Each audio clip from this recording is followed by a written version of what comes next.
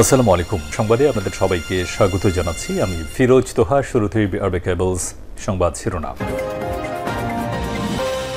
বাংলাদেশের সর্বশেষ গুরুত্বপূর্ণ আপডেট সংবাদে আপনাকে স্বাগত। শুরুতেই সংবাদ শিরোনাম, পরে বিস্তারিত। শুরুতেই জানাবো, দুর্নীতিগ্রস্ত দেশের তালিকায় বাংলাদেশের অবস্থান 14তম। দুর্নীতিগ্রস্ত দেশের তালিকায় বাংলাদেশের 14তম অবস্থানে রয়েছে বলে জানিয়েছে ট্রান্সপারেন্সি ইন্টারন্যাশনাল বাংলাদেশ টিআইবি। দুর্নীতি দেশ হিসেবে বাংলাদেশের স্কোর হয়েছে 23। সমান স্কোর নিয়ে বাংলাদেশের সঙ্গে একই অবস্থানে রয়েছে কঙ্গো এবং ইরান। এই তালিকার উচ্চক্রম অনুযায়ী বাংলাদেশের 151তম অবস্থানে রয়েছে। এরপর জানাবো, শহীদ মিনারে চাকরিচ্যুত বিডিআর সদস্যদের অবস্থান। পিলখানা হত্যাকাণ্ডের নিরপরাধ বিডিআর সদস্যদের মুক্তিসহ 6 দফা দাবিতে শহীদ মিনারে অবস্থান কর্মসূচি পালন করছেন চাকরিচ্যুত বিডিআর সদস্যরা। আজ মঙ্গলবার কেন্দ্রীয় শহীদ মিনারে চাকরিচ্যুত বিডিআর সদস্যরা এই কর্মসূচি পালন শুরু করেছেন। এদিকে বিমানবন্দরে দাঁড়িয়ে বিদায় বাংলাদেশ লিখে স্বেচ্ছাসেবক লীগ নেতার পোস্ট। এরপর যা ঘটল, সামাজিক যোগাযোগ মাধ্যম ফেসবুকে বিদায় বাংলাদেশ লিখে পোস্ট দিয়ে বাড়িতে আত্মগোপনে থাকা স্বেচ্ছাসেবক লীগের এক নেতাকে গ্রেপ্তার করেছে পুলিশ। সোমবার 10 ফেব্রুয়ারি রাতে কিশোরগঞ্জের অষ্টগ্রাম সদর ইউনিয়নের মধুরহাটি এলাকা থেকে তাকে গ্রেপ্তার করা হয়। এবারে জানাবো, হুটহাট করে কাউকে জামিন দেবেন না বললেন আসিফ নজরুল।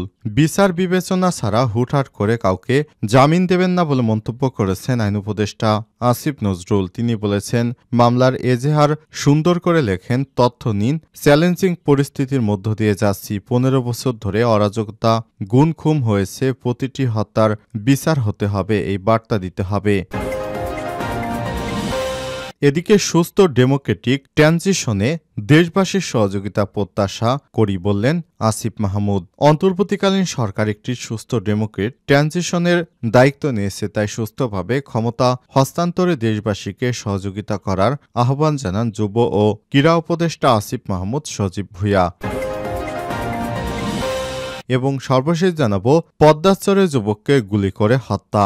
কুষ্টিয়ার দৌলতপুরে পদ্মাচরে রাজু 18 নামে এক যুবককে গুলি করে হত্যা করেছে দুর্বৃত্তরা। সোমবার 10 ফেব্রুয়ারি দিবাগত রাত 12:30টার দিকে মরিচা ইউনিয়নের বৈরাগীচর মণ্ডলপাড়া ঘাটের নিচে পদ্মাচরে তাকে গুলি করে হত্যা করা হয়। নিহত রাজু একজন একই ইউনিয়নের বৈরাগীচর ভাঙ্গাপাড়া গ্রামের ইব্রাহিম প্রামাণিকের ছেলে। পুলিশ ও স্থানীয়রা জানায়, সোমবার গভীর রাতে বৈরাগীচর মণ্ডলপাড়া ঘাটের নিচে পদ্মাচরে রাজুকে গুলি করে হত্যা করে দুর্বৃত্তরা। প্রিয় দর্শক, এতক্ষণ শুনছিলেন সংবাদ শিরোনাম, এবারে বিস্তারিত।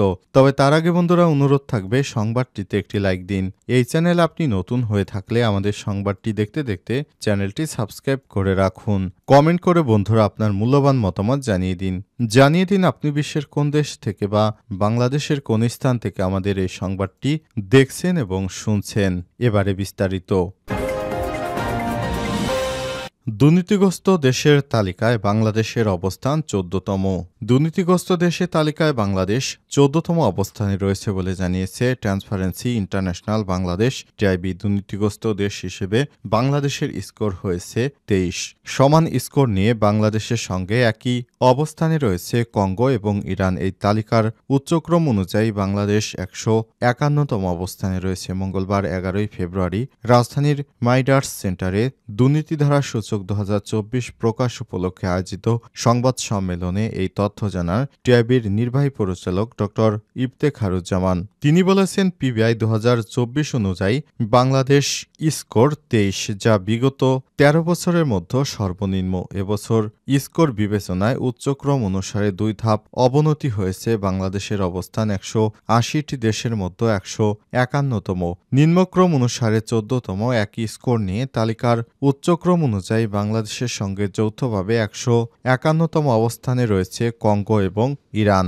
দক্ষিণ এশিয়ার আফগানিস্তান 17 পয়েন্ট নিয়ে সর্বনিম্ন স্কোরে অবস্থান করছে। এ অঞ্চলে আফগানিস্তানের পরে বাংলাদেশের স্কোর এ অবস্থায় দ্বিতীয় সর্বনিম্ন। ইফতেখারুজ্জামান বলেছেন, বাংলাদেশের এবছরের নিম্ন স্কোর ও অবস্থানের প্রমাণ করে যে বিগত 13 বছর কর্তৃত্ববাদী সরকারের মুখে দুর্নীতির বিরুদ্ধে কথা বললেও বাস্তবে দুর্নীতিতে প্রশ্রয় দিয়ে লালন করেছে। এমনকি দুর্নীতি সংগঠিত হওয়ার কারণে সহায়তা ও অংশগ্রহণ করেছে। এর প্রভাবে যথেষ্ট লুটপাট, দুর্নীতিবাজদের রাষ্ট্রীয় তোষণ ও আইনের সঠিক প্রয়োগ না করা এবং বার্ষিক কাঠামোগত দুর্বলতায় বাংলাদেশের অবস্থানের ক্রম অবনতি হয়েছে। অথচ দুর্নীতিবিরোধী বাগাড়ম্বর ব্যতীত এ নিয়ে পতিত আওয়ামী লীগ সরকারে কোনো বিকার বা চিন্তা দেখা যায়নি। এমনকি দুর্নীতি দমনে দায়িত্বপ্রাপ্ত দুর্নীতি দমন কমিশন, দুদকের অন্যান্য সংশ্লিষ্ট প্রতিষ্ঠানগুলো তাদের প্রকৃত ভূমিকা পালন করতে ব্যর্থ হয়েছে।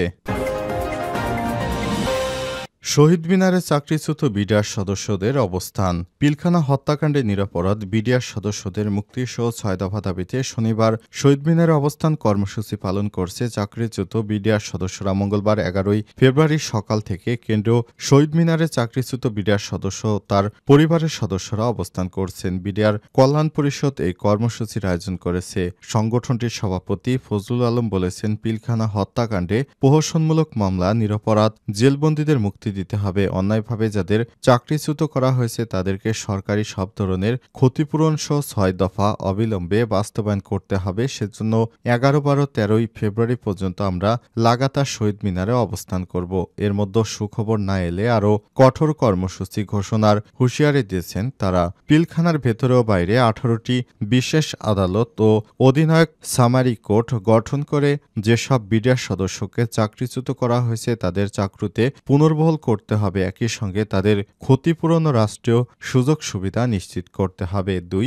এরই মধ্যে হত্যা মামলায় খালাসপ্রাপ্ত এবং সাজা শেষ হওয়া কারাবন্দী বিডিআর সদস্যদের অবিলম্বে মুক্তি দিতে হবে। এছাড়া উদ্দেশ্য প্রণোদিত বিস্ফোরক মামলা বাতিল করতে হবে। ৩.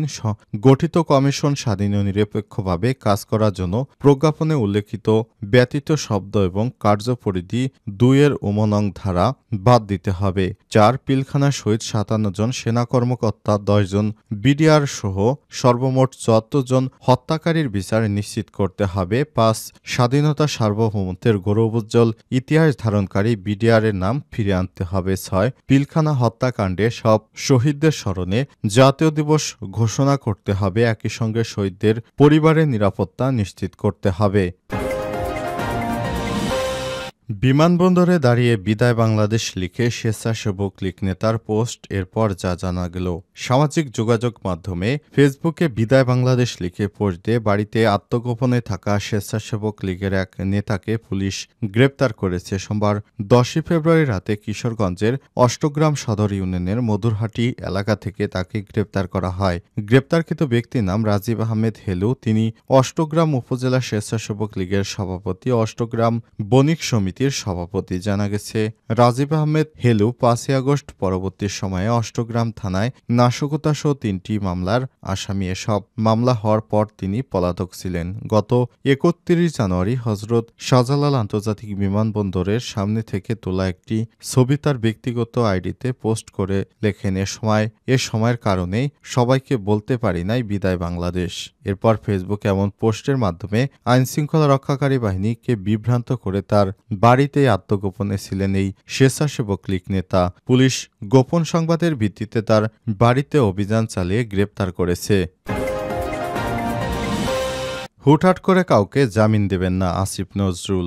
বিচার বিবেচনা ছাড়াই হুটহাট করে কাউকে জামিন দেবেন না বলে মন্তব্য করেছেন আইন উপদেষ্টা ড আসিফ নজরুল। তিনি বলেছেন, মামলার এজাহার সুন্দর করে লেখেন, তথ্য দিন, চ্যালেঞ্জিং পরিস্থিতির মধ্য দিয়ে যাচ্ছি। ১৫ বছর ধরে যে অরাজকতা, গুমখুন হয়েছে, প্রতিটি হত্যার বিচার করতে হবে, এই বার্তা দিতে হবে। মঙ্গলবার ১১ ফেব্রুয়ারি রাজধানীর রাজারবাগে দেশের পরিবর্তিত পরিস্থিতিতে মানবাধিকার ও পরিবেশের উপর গুরুত্ব সহ আইন প্রয়োগ বিষয়ক কর্মশালায় সব কথা বলেছেন আইন উপদেষ্টা আসিফ নজরুল। বলেন, মপতন্ত্র ভয়াবহ, বিচার বিভাগ থেকে শুরু করে সব বিভাগ সঠিকভাবে কাজ করলে মপতন্ত্র কমে যাবে। সবাইকে দায়িত্বশীলতার পরিচয় দিতে হবে। কাউকে হুটহাট করে জামিন দিবেন না। অনেকেই বিভিন্ন বড় বড় মামলার আসামি ছিলেন, তাদেরকেও দেখছি জামিন দিয়ে ফেলেছেন। তারা বাইরে গিয়ে আবারও বিশৃঙ্খলা শুরু করেছে। হুটহাট করে জামিন দেওয়ার যে প্রবণতা আপনারা দেখাচ্ছেন, এটি বন্ধ করুন। তা না হলে সর্বশেষ বিপদ আপদ সব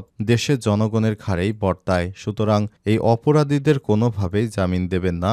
এদের বিষয়ে খোঁজ খবর নিন, সমস্ত তথ্য জানুন, তারপর এদের বিষয়ে বিবেচনা করবেন জামিন দেওয়ার জন্য।